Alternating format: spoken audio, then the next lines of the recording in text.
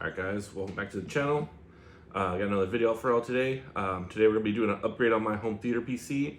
So this computer's pretty special to me. The reason being is because I've gotten so much out of it. I built this computer back in, I want to say 2015, 2016. If you actually look at my first video, one of my first videos I ever uploaded, that's still on the channel, was when I first built the computer. Now, the computer was in a much different form.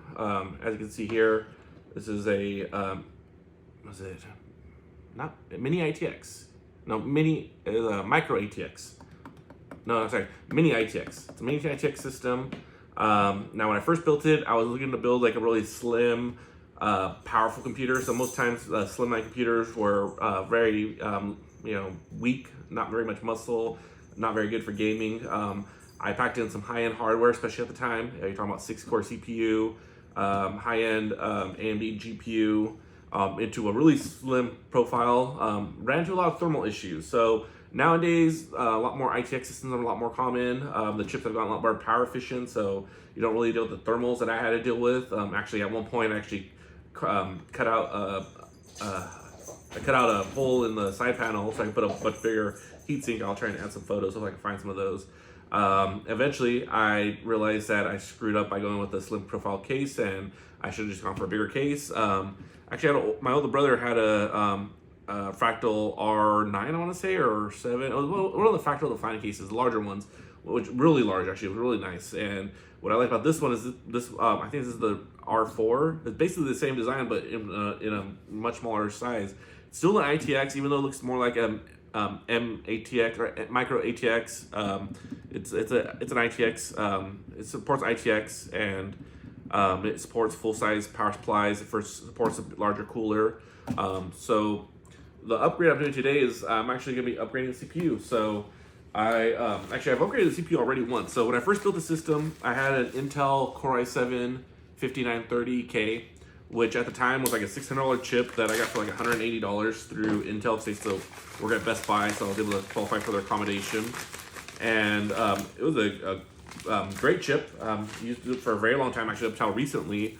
And then recently, actually, not too long ago, I upgraded the chip. And the reason I did was because I was looking at seeing how much the better chips were. So, to give you some context, the chip I went with, like I said, cost about $600. And there was one chip above it, which was, like maybe 10%, not even 10% faster. It was honestly like, maybe less than 10% faster. But the price was $1,000 because it was their Extreme Edition chip.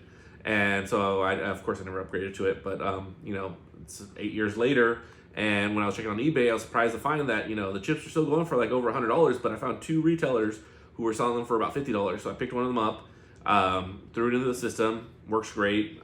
So that really just gave me, I want to say, more cores. I went from 6 to 8 cores. Now, recently, I was taking a look at the manufacturer website for my motherboard. So it's an ASRock Micro ATX. So really, more context, this is the X99 platform. I'm going to open it up. X99 Intel chipset. So this is the Intel X99 chipset. This is a socket 2011 V3. And it supports up to a 22 core Xeon, which I'm thinking about putting one of the 22 cores, or maybe like a 20 core Xeon. But the thing with the Xeons is that, and the thing with higher cores is that when you go for, higher cores, you tend to get less frequency, see like gigahertz. So we're talking about like gigahertz versus cores. Games, a lot of games tend to perform better with a higher frequency. So for gaming, you tend to want to have as high gigahertz as possible. But when you do things like, say, video encoding, so this is also my Plex server, more cores is better for that. So it's kind of a balance. And I could have gone with like 20 cores, but lower frequency, which will be better for streaming, like for transcoding Plex, but it wouldn't be as good for gaming.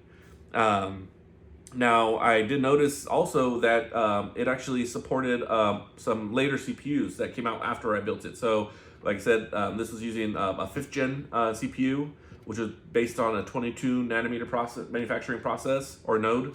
And I recently picked up a new chip. So this right here is the Core i7 6900K. And this one is still going to be the same amount of cores, so it's still going to be at 8 cores, so it's not going to be an improvement there. It is a little faster, so you're looking at 3.2 gigahertz. Now, I could overclock, but I kind of overclocking. I had my main system, I was able to, it had a great chip. I was able to overclock it quite a bit actually, almost like 500 megahertz. But after about honestly like 8 years or so, the system ran into stability problems, which kind of regretted. So I kind of opt for stability nowadays, and I don't really do overclocks, which is not really necessary. Even though I'm pretty sure this chip probably could overclock pretty good, because nowadays the chips are being really much pushed to their limits, whereas back in the day there was a lot of headroom left in them. So let's go ahead and upgrade this chip. So I'm going to share it with you. See if I could switch over.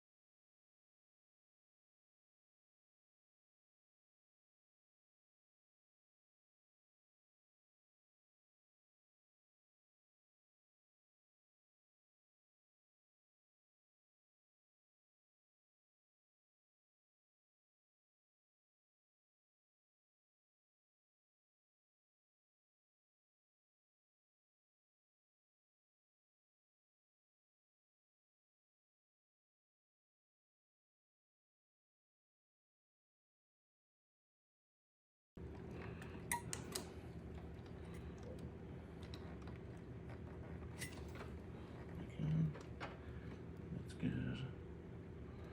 Okay. That's good. Roll back up. So we got Core i7 16900K. That's I think Broadwell would be the CPU architecture, which is a 14 nanometer design, which is basically the same kind of architecture they used from 6th gen up until I would say 8th gen, when they finally went to like higher cores. And this is 8 cores, so this is pretty much equivalent to like an 8700K. We got our RTX 4070 here, 850 watt Seasonic power supply. We have a 1 terabyte SSD there. On the back side of the motherboard, we have two 2.5 inch, so 2.5 inch, right? Yeah, basically the SATA SSDs. They're the original SSDs before when I first built the system. So this M.2 I added, and then these two 10 terabyte WDs, Ultrastars, one on the other side over here. Maybe right to the back of it. I'll show pictures of that. Yeah, 240 millimeter fans, I think 120 for exhaust. Nice little case here. Let's go ahead and add the side panel on, and we should be done. Fire it up, see if it works.